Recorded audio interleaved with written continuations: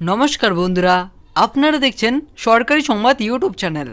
বন্ধুরা, এই মুহূর্তের কিন্তু সব থেকে বড় খবর হচ্ছে যে আগস্ট মাস থেকে এবার অনেক মহিলাই লক্ষ্মীর ভাণ্ডার থেকে আর টাকা পাবেন না। হ্যাঁ বন্ধুরা, আপনার ঠিকই শুনেছেন। এবার কথাটি হচ্ছে যে এবার কোন কোন মহিলারা আর আগস্ট মাস থেকে লক্ষ্মীর ভাণ্ডারের টাকা পাবেন না। আপনারাও বাদ যাচ্ছেন না তো এবার লক্ষ্মীর ভাণ্ডার থেকে?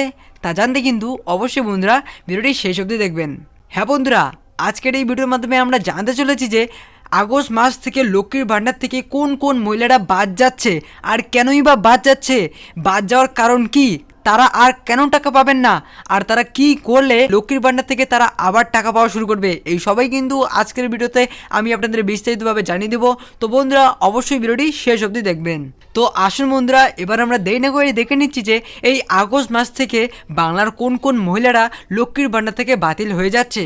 তো বন্ধুরা আসুন এবার আমরা মূল ভিডিওটি শুরু করছি। বন্ধুরা, মূল ভিডিওটি শুরু হওয়ার আগে আপনাদের কাছে ছোট্ট একটি অনুরোধ, এরকমই গুরুত্বপূর্ণ খবর প্রতিদিন জানতে কিন্তু অবশ্যই বন্ধুরা সবার প্রথমে ভিডিওটিতে একটি লাইক করবেন, আর অবশ্যই নিচে তার কাছে লাল রঙের সাবস্ক্রাইব বাটনটি রয়েছে, সেটি ক্লিক করে বেল আইকনটি অল করে রাখবেন। তো বন্ধুরা, আমরা কিন্তু যেরকমটা জানি আমাদের রাজ্য সরকার মাননীয় মুখ্যমন্ত্রী মমতা বন্দ্যোপাধ্যায় রাজ্যের গরিব মানুষদের সাহায্য করার জন্য কিন্তু বিভিন্ন প্রকল্প চালু করেছেন।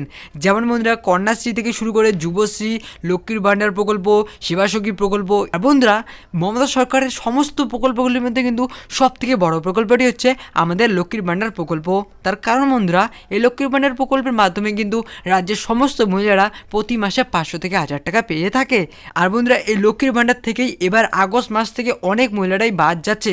তো বন্ধুরা, এই বাদ যাওয়ার আসল কারণ কি? তো বন্ধুরা, আমাদের নবান্ন সরকার থেকে বলা হচ্ছে যে এমনও অনেক মহিলারা আছে যারা সরকারি চাকরি বা প্রাইভেট সেক্টরে কাজ করেন, বা তাদের বাড়ির অবস্থা ভালো, কিন্তু তবুও তারা এতদিন থেকে লক্ষ্মীর ভাণ্ডারের টাকা সরাসরি তাদের ব্যাংক অ্যাকাউন্টে পেয়ে আসছিল। তো বন্ধুরা, আমাদের মাননীয় মুখ্যমন্ত্রী মমতা বন্দ্যোপাধ্যায়ের বার্তা এই যে এই লক্ষ্মীর ভাণ্ডার প্রকল্পটি শুধুমাত্র তাদেরই জন্য যাদের বাড়ির পরিস্থিতি খুবই খারাপ বা মধ্যবিত্ত পরিবার, তাদের জন্যই এই প্রকল্পটি।